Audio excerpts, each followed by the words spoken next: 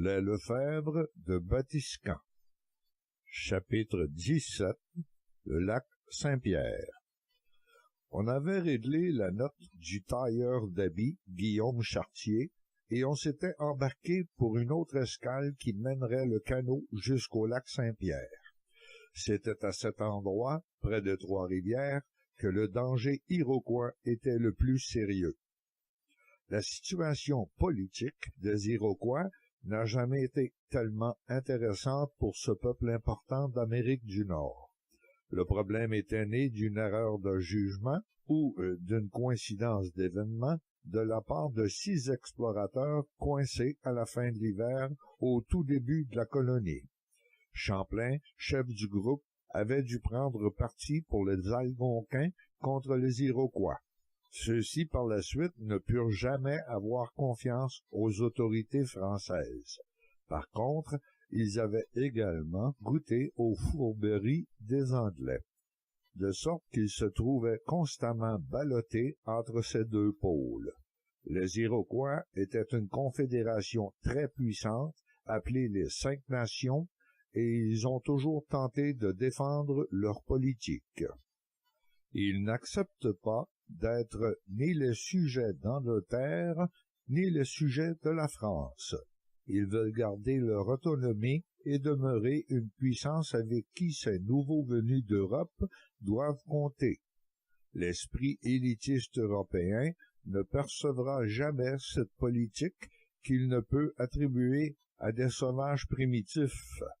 La réalité est que les Iroquois auraient préféré être amis des Français tout autant que des Anglais. Il est facile de voir qu'à tout moment de leur histoire, lors de négociations avec l'un ou l'autre des partis, ils insistent constamment pour garder une parfaite neutralité. Mais les mouvements des forces européennes font en sorte que souvent, à cause de la position géographique de l'Iroquoisie, ils sont coincés pour demander l'aide des Anglais en armes, munitions et objets de troc, etc. Ceux-ci y mettent toujours la condition d'attaquer les Français pour le leur fournir. Par la suite, la situation s'inverse et ils passent constamment d'une position à l'autre. Une tendance demeure cependant, les Iroquois n'en veulent qu'aux seules autorités françaises, tandis qu'ils détestent tous les Anglais, incluant leurs colons. La guerre iroquoise contre les Français se fait contre les autorités et non contre les Canadiens.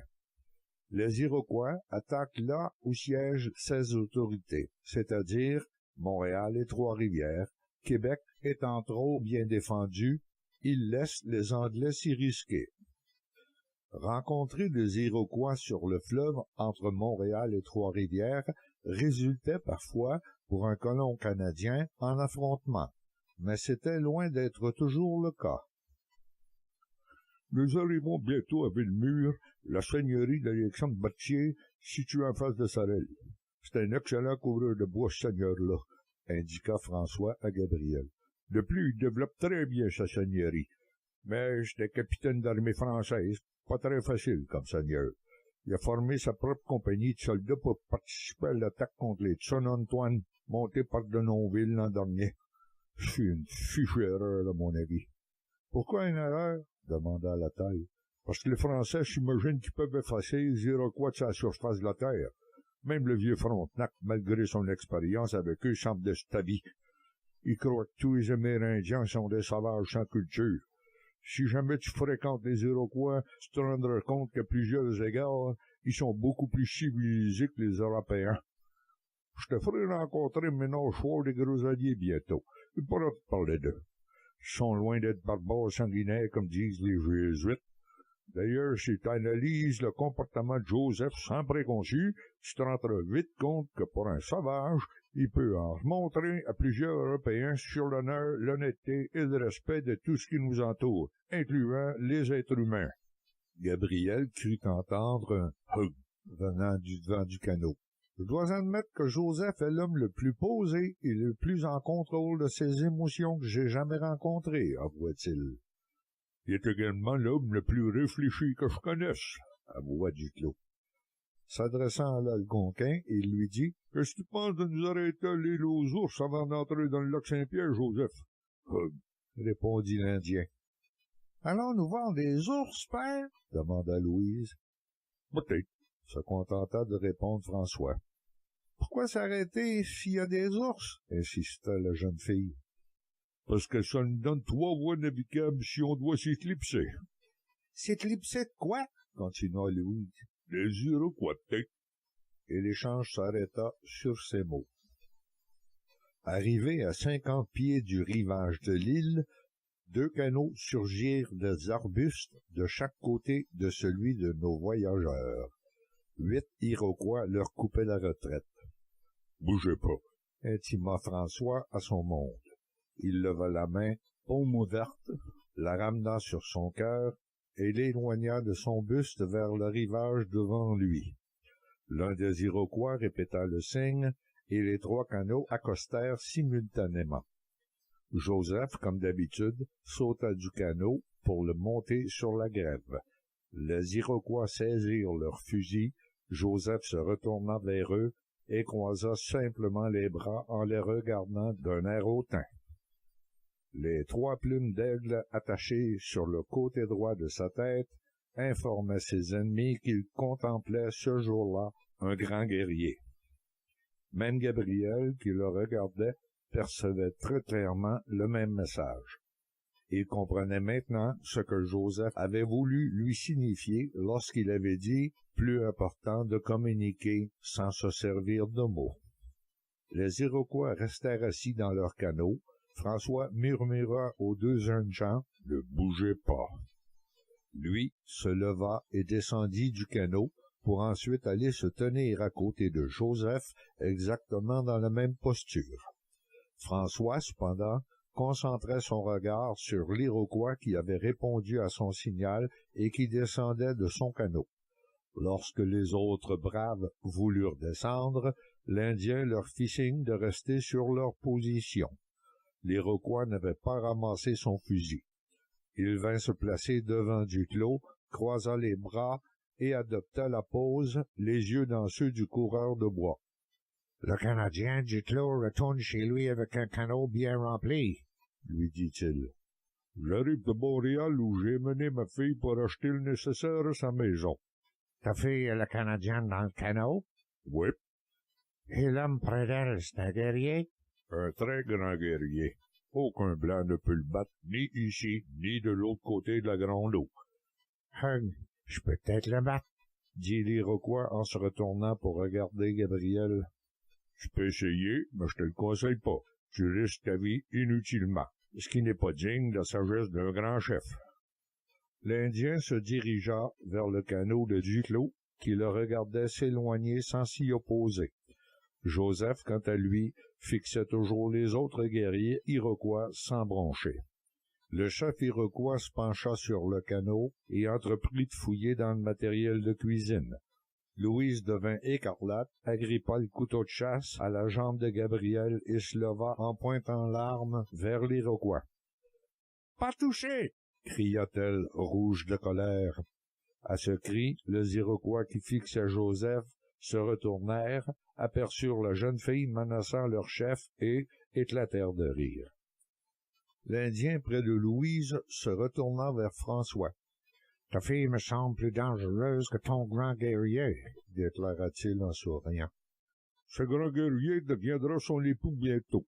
Si tu crois sa femme plus dangereuse que lui, tu devrais traîner ta femme dans tes expéditions, » remarqua François en lui souriant à la figure. L'Indien se retourna vers Gabriel et se rendit compte que le grand guerrier blanc affichait un grand sourire en dardant ses yeux clairs sur ceux de l'Indien et ne semblait pas du tout perturbé. Il jeta un coup d'œil à Louise, se mit à rire franchement et retourna vers François. Louise se rassit devant Gabriel et replaça le couteau dans son étui. « Tu voulais te reposer ici ou tu voulais camper? » demanda l'Iroquois à Duclos.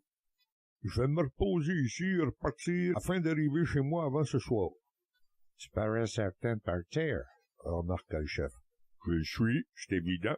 Je suis accompagné de 2 grands guerriers, puis tu me connais. Comment puis-je douter? » Vous êtes que 8, rétorqua François d'une voix posée. Il y a des Iroquois tout le tour du lac. Nous espionnons les soldats de Trois-Rivières et du Fort Saint-François. Ce que vous faites me regarde pas, répondit Duclos. Je respecte tous les guerriers et tu sais très bien. Oui, je sais. Repose les tiens et lorsque tu partiras, nous t'accompagnerons jusqu'aux Trois-Rivières. Ensuite, tu ne rencontreras plus d'Iroquois. Je te remercie. T'es un fier guerrier et un grand chef. L'Indien pivota et fit signe à ses braves de s'éloigner du rivage. Les 2 canots s'immobilisèrent à 100 pieds de la grève. Louise et Gabriel étaient maintenant descendus sur le rivage, et Joseph s'affairait à faire du feu, où la jeune fille se préparait à faire du café. Levant les yeux, elle s'aperçut que les Iroquois n'avaient pas bougé. « Qu'est-ce qu'ils font là-bas? Ils ne repartent pas? » demanda-t-elle. « Ils nous attendent, » répondit son père. « Ils vont nous accompagner jusqu'à Trois-Rivières pour s'assurer de notre sécurité. » « C'est bien gentil, elle, » se contenta de répondre Louise, en retournant à son occupation. Gabriel était plus qu'étonné du courage, de la détermination et du calme de sa fiancée. Il résolut de ne pas perdre une telle femme sous aucune considération, sauf évidemment celle de la décision de la jeune fille, de qui il n'avait pas encore pu soutirer le oui qui ferait foi de tout. Les Iroquois étaient repartis, et la croisière Duclos passait maintenant devant Trois-Rivières. « Nous ne nous arrêtons pas à Trois-Rivières, père? » demanda Louise. « Pas cette fois-ci, ma fille, » répondit François. « Les Canadiens de Trois-Rivières ne connaissent pas encore ton fiancé, et comme je connais leur tempérament, si t'es présente, ils risquent de connaître son côté alpha avant toute chose. »« Après ce que j'ai vu, ça me préoccupe pas tellement. » confia-t-elle à son père d'une voix plus basse. François Duclos lui adressa un sourire entendu. « Enfin, nous arrivons à la maison !» s'exclama Louise, lorsque le canot s'orienta vers la berge. Toute la famille, Jeanne Cerisier en tête, convergeait déjà vers le point d'accostage pour accueillir les voyageurs. Gabriel se rendit compte qu'une tension l'abandonna lorsque Joseph, comme à son habitude, déposa le nez du canot sur le sable. Signe qu'il n'était pas encore parfaitement canadien, conclut-il. Chapitre 18. Et toi, tu crois me faire vivre ici? Après le repas, préparé par Jeanne Cerisier, Gabriel fuma sa pipe, devenue maintenant une habitude, et organisa la journée du lendemain avec François Duclos. Il fut décidé que le père et le fils iraient rejoindre Gabriel à sa maison pour lui apporter tout le matériel qu'il s'était procuré à Montréal. Le jeune Lefebvre tenait absolument à dormir chez lui ce soir-là et partit sur la piste de la forêt qui l'y amènerait. Arrivé à la maison, il replaça les écus qui lui restaient du voyage avec les autres qu'il gardait dans sa cachette près du foyer. Ceci fait, il décida de dormir.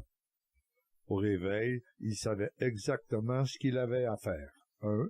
Nettoyer le mieux possible l'intérieur de la maison. 2. Nettoyer le foyer et son devant, où le pétillement des flammes lançait constamment des braises sur le sol. Et, troisièmement, convertir sa première cabane en pieu que Nicolas et lui avaient construite en poulailler rempli de foin. Il s'acquit rapidement des 2 premières corvées et passa à la 3e en se mettant à couper de grands foins de la prairie. Au 4e tas de grande herbe coupée, il le transporta dans la cabane de pieu et décida que la quantité était suffisante. En sortant de la cabane, il jeta un coup d'œil vers la rivière pour voir si le canot qui l'attendait arrivait. C'est alors qu'il aperçut l'ours noir. Maître Martin fourrageait parmi les détritus que Gabriel avait laissés quelques jours auparavant. Gabriel se rendit compte qu'il avait laissé son fusil dans la maison. S'orientant pour que la maison soit entre lui et l'ours, il courut, sans bruit, jusqu'au mur arrière et tourna le coin pour se rendre à sa porte. L'ours avait disparu.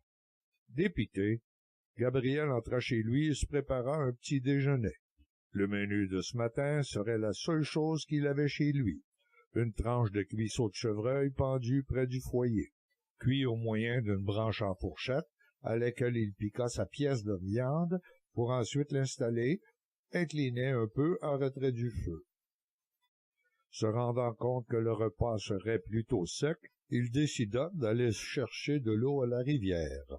Ramassant le seul seau qu'il possédait, sans oublier cette fois-ci son fusil, il se dirigea vers la porte. Il vit venir au loin, à droite sur la rivière, le canot de François Duclos.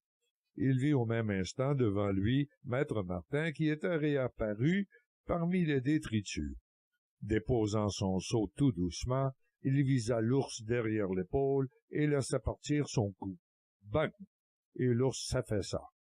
Gabriel vit les avirons du canot s'arrêter un court instant. Il fit un signe pour leur indiquer d'approcher et se diriger vers son ours. Il avait finalement ce qu'il recherchait, une belle peau d'ours au pelage fourni qui le réchaufferait cet hiver. Il vida l'animal, le traîna difficilement en retrait et commença à écorcher son ours avec énormément d'application. Il ne voulait certainement pas gâter cette belle peau. L'animal présentait également une bonne couche de graisse qu'il récupéra tout de suite dans le seau qui devait servir à puiser l'eau. Il en était déjà là dans son travail quand François, Nicolas et Joseph apparurent à ses côtés. Le débitage se fit rapidement, et Gabriel leur indiqua de porter et d'accrocher les quartiers dans sa cabane de pieux. Lui transporta son rouleau de peau et son seau de graisse à sa maison. En arrivant, il vit Louise sortir par la porte, s'arrêter, un poing sur la hanche, en le regardant d'un air beaucoup plus que sérieux, tenant dans l'autre main un bout de bois ayant un morceau informe et calciné à son bout. Gabriel avait oublié son petit déjeuner sur le feu. « Et toi, tu crois me faire vivre ici, et surtout de cette manière-là? » s'exclama-t-elle. Tout à coup, elle remarqua le seau et ajouta « C'est quoi ça? »« La graisse de l'ours que je viens d'abattre, » répondit Gabriel. « Vrai? » s'écria-t-elle. « Vite, apporte ça à l'intérieur, je vais au canot et je reviens. » Elle partit en courant vers le canot avec la branche qu'elle tenait dans sa main. Il n'était pas question qu'elle jette ça près de la maison. Revenant avec le plus petit des 2 chaudrons de fonte qu'ils avaient achetés à Montréal, ainsi que la tige à installer dans l'âtre pour accrocher le chaudron, la jeune femme traversa la porte, tendit la tige à Gabriel et dit « Vite, installe-moi ça et attise le feu. » Donnant un coup de pied à ce que Gabriel considérait comme sa table, qui s'écroula, elle ajouta « Profites-en pour brûler ça. » Et elle s'accroupit pour inspecter la graisse dans le seau. « C'est de la très belle graisse, » dit-elle. « Quand on a reparti le feu, va me chercher de grands morceaux d'écorce de bouleau et apporte-moi ça rapidement. » Elle se releva, alla à la porte et cria « Papa, Nicolas, j'ai besoin de vous, venez ici. » Bouche bée, Gabriel Nicolas Lefebvre dit la taille, regardait Louise Duclos prendre possession de tout ce qui lui appartenait avant même d'avoir dit oui. Il se laissa choir, assis par terre devant son foyer, et éclata de rire. Louise se retourna étonnée. « Qu'est-ce que t'as à rire comme ça, toi? » Ses yeux à elle n'étaient pas tellement rieurs. « Je viens de me rendre compte d'une chose très importante, je crois, » répondit-il. « Ah ouais? Et qu'est-ce que ce serait donc cette chose tellement importante selon toi? » demanda-t-elle en inclinant la tête, en plaçant ses 2 poings sur ses hanches, comme à chaque fois qu'elle cherchait la confrontation. « Je t'aime, » répondit Gabriel. Les yeux de Louise devinrent tout ronds, sa bouche s'ouvrit dans un grand O, et ses bras tombèrent de chaque côté de son tablier. Gabriel, assis par terre, lui souriait affectueusement. D'un seul mouvement, elle s'élança, se jeta sur lui, qui tomba à la renverse, et saisissant sa tête entre ses mains, se mit à l'embrasser sur la bouche, les joues, les yeux, le front. Ah! Elle souriait, et des larmes commençaient à rouler dans ses yeux. Elle appuya sa tête sur l'épaule de Gabriel, elle pleurait de bonheur. « Moi aussi je t'aime, » murmura-t-elle. « Je t'aime depuis que je t'ai vu la première fois débarquer du canot de mon père. » Gabriel, toujours sur le dos, enveloppa sa fiancée dans ses bras. La sensation était tout simplement divine. « Et moi je t'avais averti, le flibustier, que t'allais un jour à ton tour subir un abordage des plus efficaces, » dit une autre voix. C'était Nicolas qui, appuyé sur le chambranle de la porte, les bras croisés, le regardait en souriant. Le visage de François Duclos apparut, et, prenant son fils par les épaules, il le retourna en disant « Viens, mon fils, ces jeunes-là ont probablement des choses à se dire. » On entendit Nicolas répondre « Bah, je ne crois pas, père. Ils vont seulement se répéter pendant un bon moment que ce que je viens d'entendre. Il devrait y avoir quelque chose à faire ici pour s'occuper en attendant qu'ils soient convaincus que l'autre dit la vérité. » Et les pas s'éloignèrent de la maison. Sautant sur ses pieds, Louise essuya ses yeux et courut à la porte. « Ne partez pas !» cria-t-elle. « Il y a beaucoup de travail ici. Revenez !» Gabriel releva la tête et les sourcils en équerre pensa « Ouais, il semble que certaines personnes sont plutôt enclines à planifier au lieu de profiter du moment présent. Mais ça aurait duré pas mal moins longtemps si ça avait été Joseph d'impliqué, admit-il. Il se leva et finit d'installer la tige pour ensuite repartir le feu. Cela fait, il se dirigea vers les gros bouleaux au bord de la prairie et revint avec plusieurs grands rouleaux. Pendant ce temps, Louise avait mis son père et son frère à la fabrication d'une grande table. Sa structure avec pattes et traverses, tenon et mortaise s'il vous plaît, en billes de 5 pouces, était déjà montée. Les couteaux-croches s'activaient, ils étaient à découper de grosses planches de pain de 3 pouces d'épais. Cherchant des yeux où se trouvait Joseph, il vit l'Algonquin en train de fabriquer une nasse au bord de la rivière. Il se dirigea vers lui, car il voulait apprendre comment procéder. Lorsque la nasse fut installée, l'Algonquin traversa la rivière pour aller dans la forêt. Gabriel revint à la maison, où il trouva le père et le fils assis sur 2 grands bancs de chaque côté d'une belle grosse table, encore un peu rugueuse, sur laquelle Louise fabriquait de petits récipients en écorce de bouleau qui devaient, lui semble-t-il, contenir la graisse qu'elle avait fait fondre dans le chaudron de fonte. Étonné que la table soit aussi à niveau sur son plancher en terre battue, il se rendit compte que les pattes étaient tout simplement enfoncées dans le sol.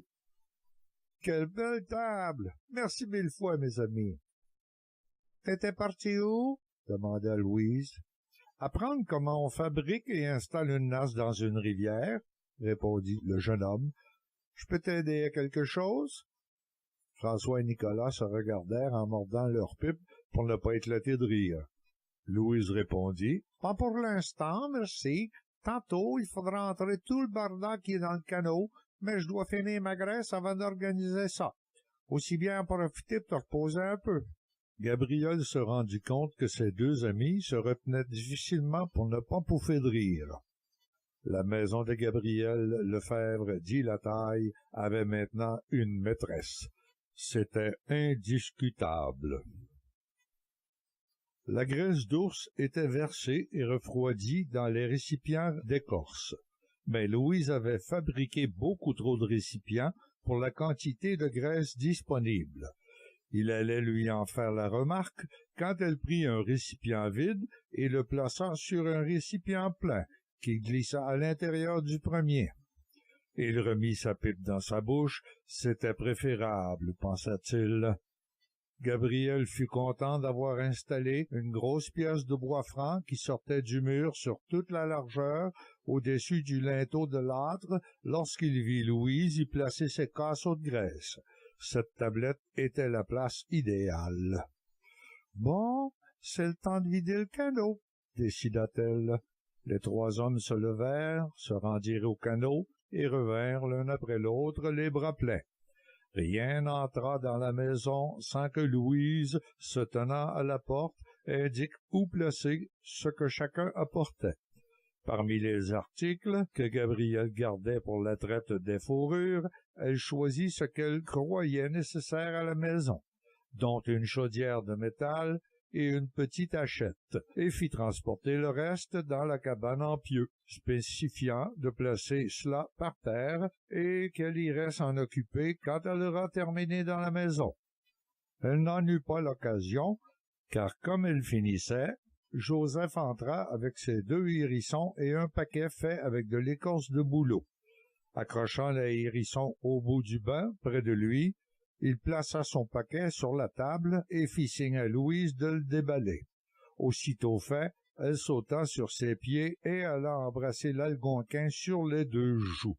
« Des pois patates, annonça-t-elle. « Merci, mon bon Joseph. Je préparerai ça tout de suite. Père, peux-tu me préparer les 2 porc-épics? Je vais vous préparer un ragoût savoureux pour souper. »« Je m'en occupe, petite sœur. Laisse un peu ton père se reposer, » dit Nicolas, et il sortit, suivi de Joseph qui fit signe à Gabriel de le suivre. François, les coudes appuyés sur la table, regardait sa fille qui paraissait toute heureuse.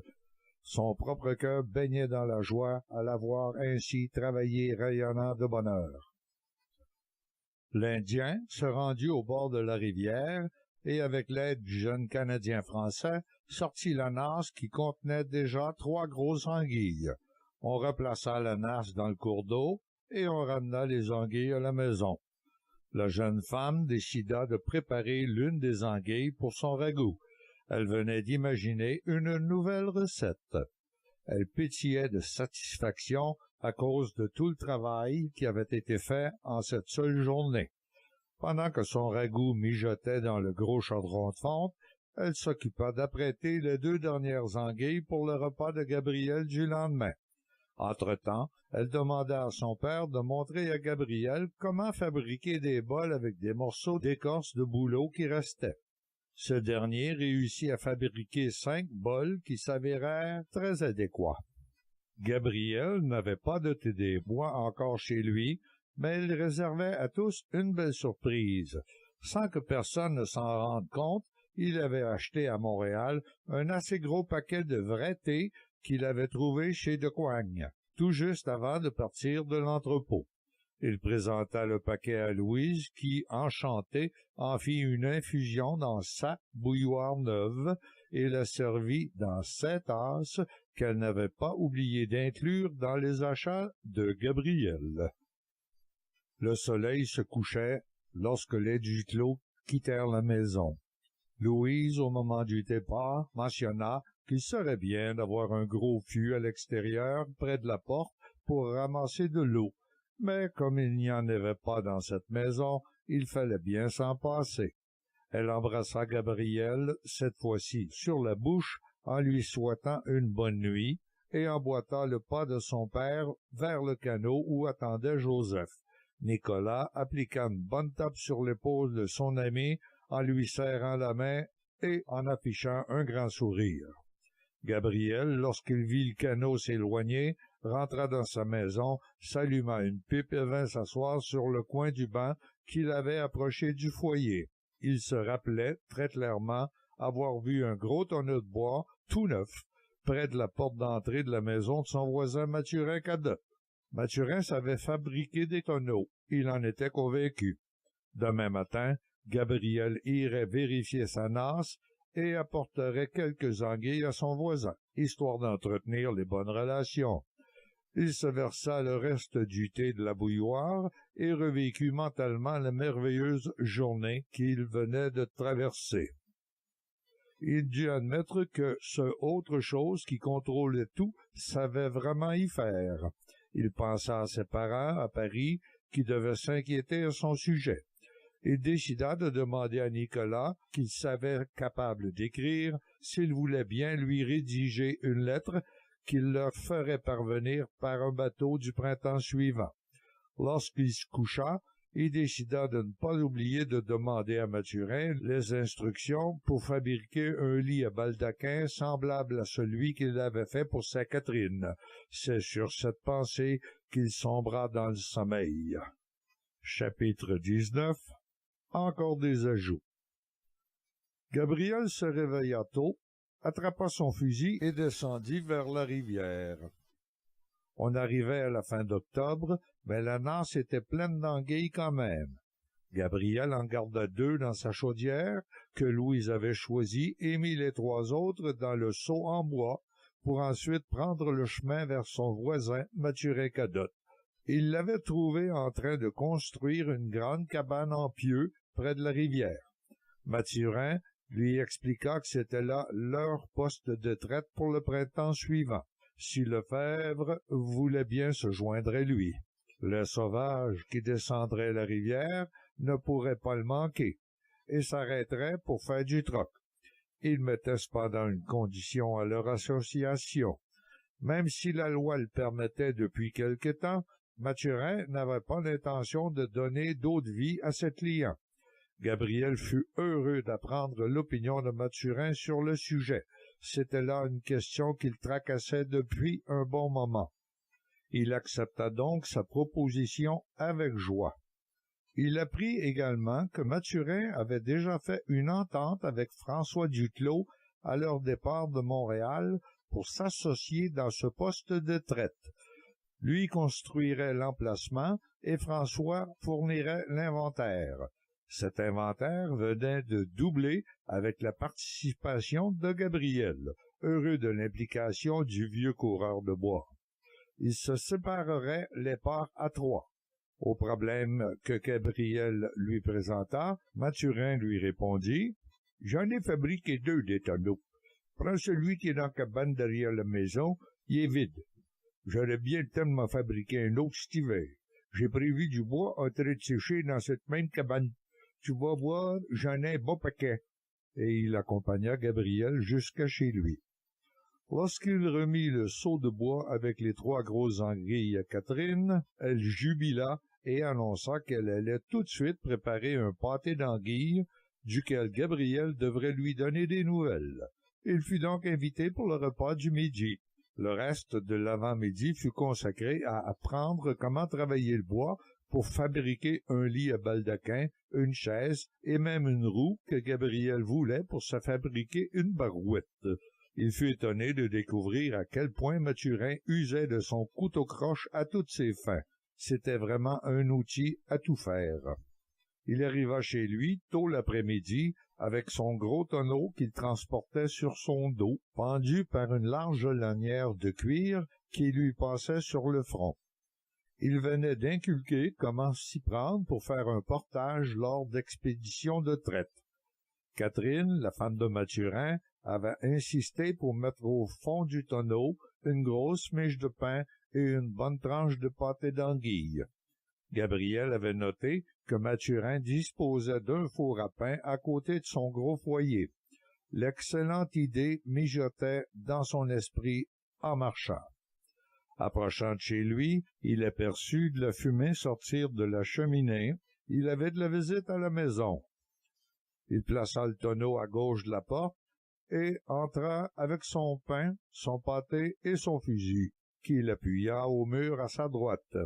Nicolas s'affairait à fabriquer ce qui semblait être des planches en bois de tilleul avec son couteau-croche. Il avait les chevilles recouvertes de copeaux, ce qui démontrait qu'il y travaillait depuis un bon moment. On pouvait voir un tas de planchettes au sol près de lui. « Salut le beau-frère !» dit Nicolas. « Je t'attends depuis cet avant-midi. J'ai bien deviné que t'étais chez ton voisin et j'en ai profité pour faire des planches en t'attendant. As-tu mangé? J'ai du pâté d'anguille avec du bon pain, qu'il déposa sur la table. Oui, très bien mangé, c'était délicieux. Regarde ce qu'il y a dans le petit chaudron sur la grille que je t'ai apporté, dans l'or. Ma mère a dit que t'avais oublié ça à la maison il y a bon bout de temps. » Gabriel s'approcha et, soulevant le couvercle du chaudron, le trouva à moitié rempli de fèves au lard qui mijotaient doucement.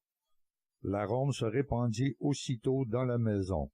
Les yeux de Gabriel s'éclaircissaient de plaisir. Il prit une cuillère de bois et goûta le plat. « Merveilleux! Elles sont encore meilleures que celles de Catherine, d'un goût sucré différent, » remarqua-t-il. « Elles sont meilleures parce qu'en fait, c'est Louise qui les a popotées.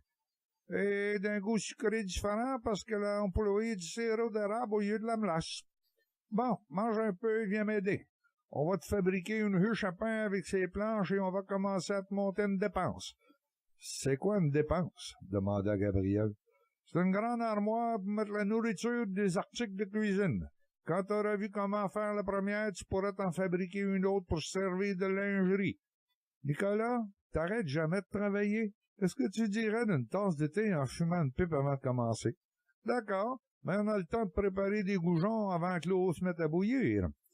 Gabriel comprenait que chaque minute compte dans la journée d'un Canadien. Il l'avait d'ailleurs remarqué depuis un bon moment en vivant avec la famille Duclos. Lorsque le soir arriva, la huche abritait la miche de pain entamée, enveloppée d'un tissu, et le pâté d'anguille reposait sur la base de l'armoire déjà debout à droite du foyer. On y installerait les tablettes après le repas. On se fit cuire 2 grosses tranches de steak de chevreuil dans la graisse d'ours que Louise avait préparée. Gabriel remarqua que la viande était plus savoureuse qu'auparavant. Nicolas lui expliqua que c'était parce qu'elle avait vieilli, accrochée au coin de la pièce. Il lui conseilla de toujours accrocher ses pièces de viande dans la cabane de pieux pendant quelques jours avant de la consommer. Cela relevait le goût de façon appréciable. Les 2 jeunes hommes travaillèrent à fabriquer la porte de l'armoire. Nicolas refusa d'arrêter avant qu'elle ne soit installée. Il était très tard quand 2 belles portes de petites lattes de bois se refermèrent très étanches devant les tablettes de l'armoire. Nicolas rayonnait et Gabriel ne pouvait s'empêcher de contempler le bel effet que donnait sa languette placée en V dans le cadre délimitant les 2 panneaux. L'ensemble était agrémenté de loquets de bois au haut et au bas du joint central formé par les portes. Ils considérèrent le résultat de leur travail en fumant une dernière pipe avant d'aller se coucher. Nicolas avait décidé de rester jusqu'au lendemain midi, car il prévoyait avoir quelques petits détails à finaliser autour de la maison de son futur beau-frère.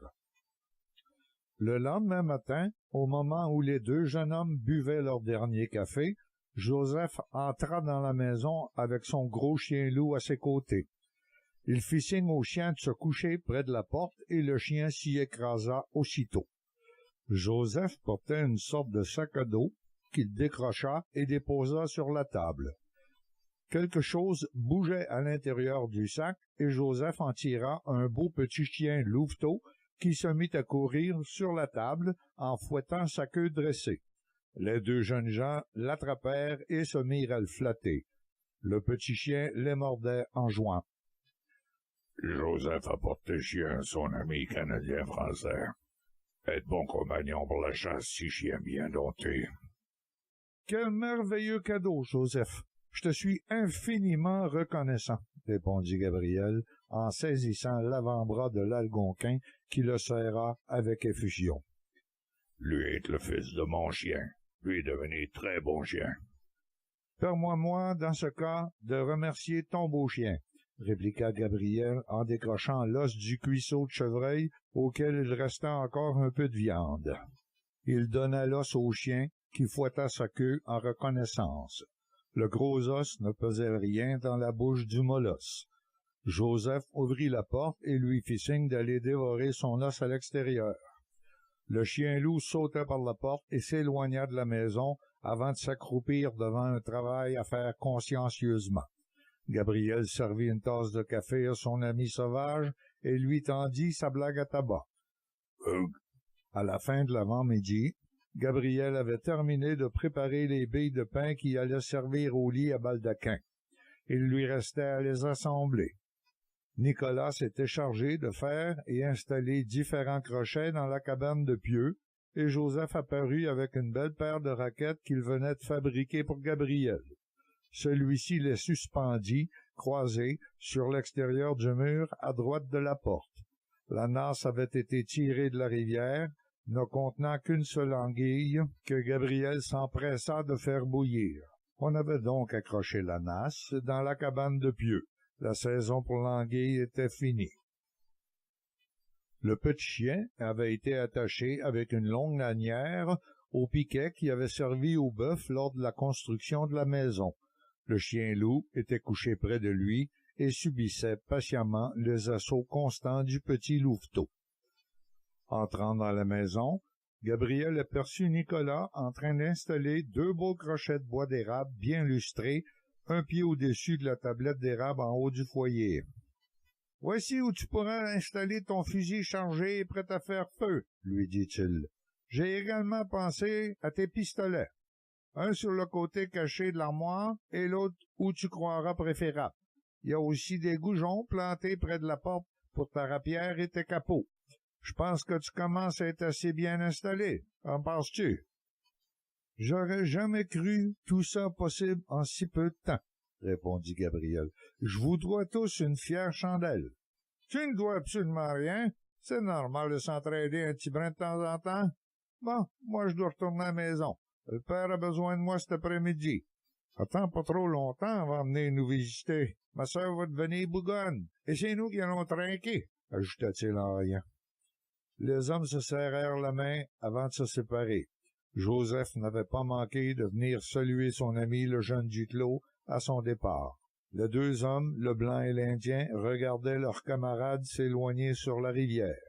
Sans s'en rendre compte, l'homme blanc avait adopté la même pose que l'Indien et avait placé ses bras l'un sur l'autre, se tenant très droit, les jambes un peu écartées. « Moi veux montrer à jeune guerrier plante bonne à manger dans la forêt. Toi suivre Joseph cet après-midi, » déclara l'Algonquin. Ce n'était pas une demande, ce n'était pas un ordre, c'était un fait à venir que lui annonçait l'Indien, comme s'il avait dit prévoir de la pluie pour la soirée. Gabriel inclina la tête en signe d'assentiment. « Viens, allons casser la croûte. Je dois aussi nourrir le beau petit loup que tu m'as apporté. » Et il se dirigea vers la maison. La fin de l'après-midi la vit ressortir de la forêt, transportant chacun un gros sac de cuir sur les épaules. Le chien-loup suivait son maître comme toujours, mais le petit louveteau trottait près de Gabriel qui le retenait au moyen d'une longue lanière de cuir roulée dans sa main. Le jeune animal semblait avoir compris qu'il ne pouvait pas s'échapper et se contentait de suivre le jeune homme à sa droite. Cela avait nécessité plusieurs fois où le louveteau s'échappait et se retrouvait sur le dos lorsqu'arrivé au bout de la laisse, Gabriel la tirait d'un coup sec.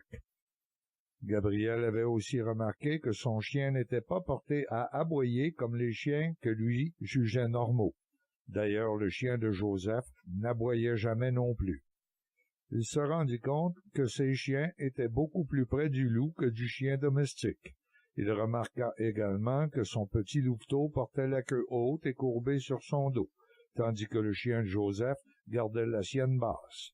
Il comprit que cela résultait du genre de dressage que l'Indien avait donné à son chien. Le jeune homme décida de dresser le sien en évitant de faire disparaître son caractère alpha. Installés à la table, les 2 hommes fumaient et buvaient leur tasse de thé de la fin du repas. Débarrassant la table, Gabriel attrapa les 2 sacs de cuir et les posa devant Joseph. Celui-ci se mit à séparer les différentes herbes, fleurs et tubercules qu'ils avaient ramassées tout l'après-midi. Le jeune coureur de bois en herbe pouvait dorénavant en reconnaître la majorité lorsqu'il irait en forêt. Au fur et à mesure que Joseph rassemblait les tiges par espèce, en répétant le nom qu'il leur donnait, Gabriel les attachait pour pouvoir les suspendre au plafond du côté de l'âtre. Il se servit des casseaux d'écorce vides qu'il avait gardés pour y placer les différents petits fruits qu'ils avaient pu encore trouver à cette époque tardive de la saison. Le tri terminé, Joseph se leva pour retourner chez lui. La noirceur ne semblait pas l'inquiéter le moindrement pour voir la route à suivre à travers la forêt. Gabriel le regarda s'éloigner, adoptant son trot habituel avec son loup sur les talons. Il rentra chez lui et entreprit de rassembler les pièces de la structure de son lit à baldaquin. Chapitre 20 de la grande visite. Gabriel, levé tôt pour s'attaquer à sa besogne, achevait d'installer les pièces de bois côte à côte qui constituaient le fond de son lit. Il se recula un peu pour regarder le résultat de son travail. Le grand lit était tout simplement magnifique. La structure en bois rond lui donnait un cachet unique qu'il n'avait jamais vu ailleurs, sauf chez Mathurin, qui avait usé de la même technique. Mais les deux lits ne se ressemblaient pas vraiment. Gabriel s'était efforcé d'inclure des différences bien visibles. Il entendit une voix de femme s'écrier à l'extérieur. « Ah, mais c'est une bien belle maison, François. C'est une vraie réussite. J'ai hâte d'en voir l'intérieur. Tiens, maman, Gabriel est sûrement là. » C'était bien Jeanne Cerisier, accompagnée de Louise, de François et des enfants, que le jeune Lefebvre vit approcher lorsqu'il se précipita pour ouvrir la porte et sortir. Les enfants coururent aussitôt vers le petit louveteau attaché à son piquet. Le chien se mit à sauter de joie en reconnaissant ceux qui venaient souvent jouer avec lui chez Joseph. Louise courut, elle, vers Gabriel, et sauta dans ses bras comme elle le faisait avec son père. C'est tout juste s'il eut le temps d'attraper la jeune fille qui, pendue à son cou, lui souriait et lui appliquait un baiser sur les lèvres. « Bonjour, mon amour, susurra-t-elle à son oreille. « Allons, Louise, un peu de tenue, jeune fille, déclara la mère en souriant. « C'est pas nécessaire, mère. Comme tu vois, Gabriel me tient très solidement, dit la jeune fille en se dégageant. « Viens que je te montre la maison. » Et la jeune femme se dirigea vers la porte qui était restée ouverte. « Tiens, t'as fabriqué un tonneau pour ramasser l'eau, » remarqua-t-elle en jetant un regard de gratitude au jeune homme. Elle entra dans la maison et resta figée sur le pas de la porte, bloquant l'entrée des autres qui suivaient.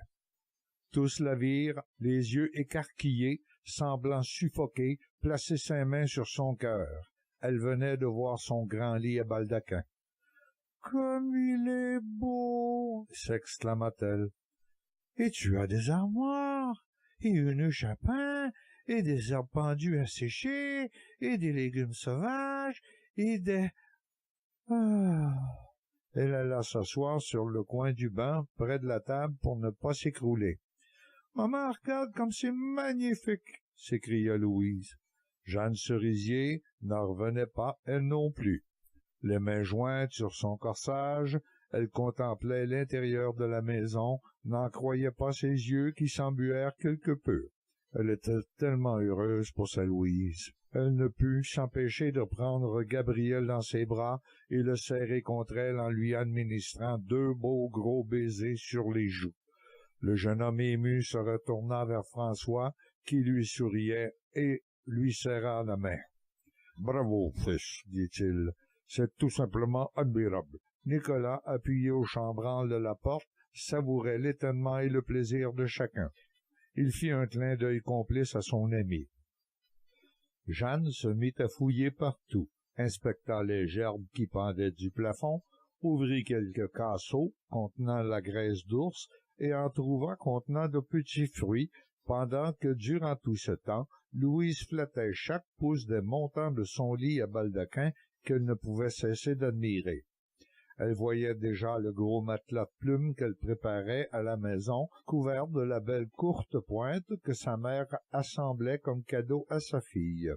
Elle décida qu'il lui faudrait absolument broder 2 têtes d'oreiller pour décorer un tel lit. Elle étouffait de plaisir devant la surprise qu'elle avait ressentie. Les hommes laissèrent les femmes à leur petit jeu quand François annonça « Nous, on verra de visite au voisin Mathurin. Ma femme, je te laisse mon fusil près de la porte au cas où t'en aurais besoin. On revient dans quelques heures. »« Je vous attends pour dîner, » répondit sa femme. « Et surtout, ne donnez pas trop de misère à la pauvre Catherine qui doit accoucher d'une minute à l'autre. Dis-lui de m'envoyer Mathurin aussitôt qu'elle sentira la première contraction, » ajouta-t-elle. En sortant, les hommes entendirent « Allons, ma fille, lâche ton lit un petit brin.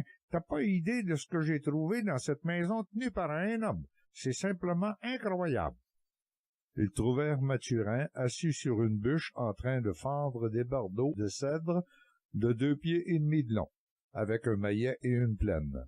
Levant les yeux, il laissa échapper un « Salut accompagné! Il était temps que je reçoive votre visite, les Duclos.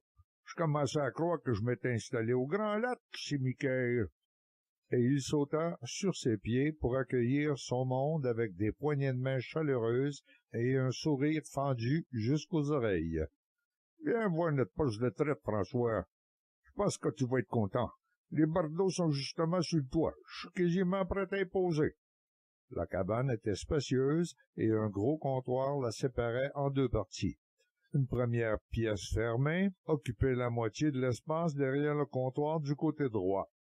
François s'exclama « Mais c'est vrai, mais qu'est-ce que t'as là, mon Mathurin? C'est formidable! » Nicolas et Gabriel étaient étonnés, eux aussi, du travail que cet homme seul avait accompli en si peu de temps. Joseph, qui les avait suivis, ne put s'empêcher de démontrer son appréciation en disant « Hier, j'ai eu la visite de 2 têtes de boule qui m'ont promis de revenir au printemps et de répondre la nouvelle que notre installation comme poste de traite. Je pense que notre petit commerce va fonctionner, mes amis, » informa Mathurin. Nicolas, lui, comme à son accoutumée, ne tenait pas en place et décréta « Eh bien, vous voulez que ça marche? Il faut s'y mettre tout de suite. Mathurin, tu disais que les bardeaux sont prêts à installer, alors on va y chercher. On va te poser ça sans que ça prenne gouttinette, tu peux me croire. » Et il sortit de la cabane, suivi de tout le groupe. 2 heures plus tard, les hommes regardaient le résultat. Le toit d'une seule pente vers l'arrière était complété. Chacun mordait dans sa pipe satisfait de son travail. « Bon, » s'écria Mathurin, « c'est le temps de passer voir ma femme et de boire un pot de bière épinette. » Il entraîna le groupe vers sa maison.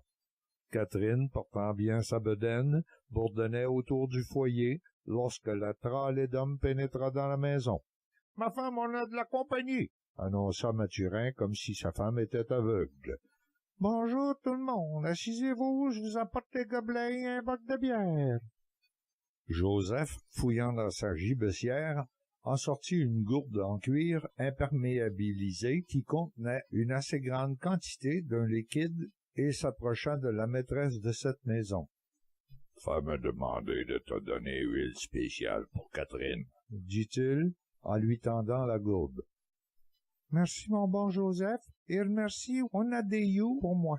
Dis-lui que je n'oublierai pas ce cadeau, que j'espère l'avoir bientôt après mon accouchement. » « Va me dire venir voir semaine prochaine. Dis que bébé va arriver, » ajouta l'Algonquin. « Bravo, je serais heureuse de la voir. Dis-le lui bien, » conclut Catherine, et elle s'empressa d'aller chercher les gobelets. Tout le monde se saluait au départ des visiteurs de Mathurin et sa femme. Le couple regarda ses amis qui s'éloignaient. Catherine, les mains sur son ventre, remarqua « Crois-tu que l'Indienne a raison lorsqu'elle dit que l'enfant naîtra la semaine prochaine? » demanda-t-elle. « Je ne sais pas, mais je te promets d'avoir tout ce qu'il faudra pour l'occasion, et ce sera prêt lundi matin, fouette-toi de vin, » rétorqua Mathurin en l'embrassant sur les joues, et le couple retourna vers la chaleur de la maison.